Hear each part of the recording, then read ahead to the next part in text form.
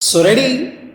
Start. The measure of punishment in a case of rape cannot depend upon the social status of the victim or the accused stop. It must depend upon the conduct of the accused, the state and age of the sexually assaulted female, and the gravity of the criminal act. Stop. Crimes of violence upon women need to be severely dealt with. Stop. The socio-economic status, religion, race, caste, or creed of the accused or the victim are irrelevant considerations in sentencing policy. Stop. Protection of society and deterring the crime in a criminal is the avowed object of law, and that is required to be achieved by imposing an appropriate sentence. Stop. The sentencing courts are expected to consider all relevant facts and circumstances bearing on the question of sentence and proceed to impose a sentence commensurate with the gravity of the offense. Stop. Courts must hear the loud cry for justice by the society in cases of the heinous crime of rape on innocent, helpless girls of tender years, married women, and respond by imposition of proper sentence. Stop. Public abhorrence of the crime needs reflection through imposition of appropriate sentence by the courts. Stop. There are no extenuating or mitigating circumstances available on the record which may justify imposition of any sentence less than the prescribed minimum. Stop. To show mercy in the case of such a heinous crime would be a travesty of justice, and the plea of leniency is wholly misplaced. Stop. The evidence on record is analyzed on the basis of the principles set out above. Stop. The inevitable conclusion is that the accused has been rightly convicted and sentenced. Stop. Impugned judgment does not warrant any inference. Stop.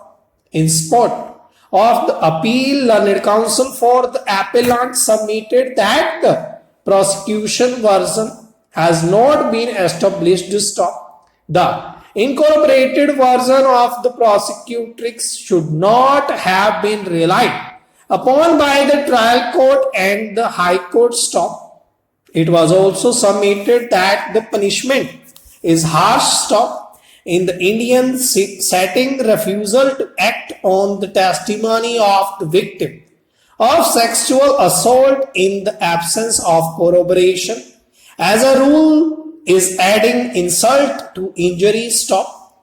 A girl or a woman in the tradition-bound, non-permissive society of India would be extremely reluctant even to admit that any incident which is likely to reflect on her chastity had ever occurred. Stop. She would be conscious of the danger of being ostracized by the society, and when in the face of these factors the crime is brought to light, there is inbuilt assurance that the charge is genuine rather than fabricated. Stop. Just as a witness who has sustained an injury which is not shown or believed to be self-inflicted is the best witness in the sense that he is least likely to exploitate the real offender. The evidence of a victim of sex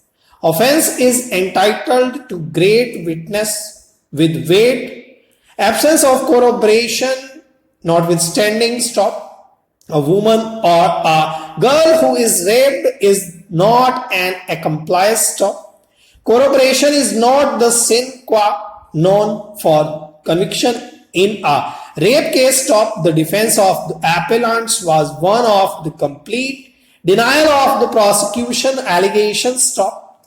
The appellants denied to have committed any rape on the prosecutrix and averred inter alia that there was some altercation between the appellants and PWs 3 and 4, as a result of which PW4 was injured, and as the forest employees felt humiliated, they, in collusion with the local police and PWs 1 and 2, bolstered a false case of rape against the appellants to teach them a lesson.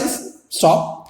Even if we may not be in a position to accept the defense in toto, the circumstances appearing in the evidence clearly disprove the case of rape, but suggest a clear possibility that either one of the appellants or two of them may have had sexual intercourse with PW1 with her consent and with the connivance of her husband.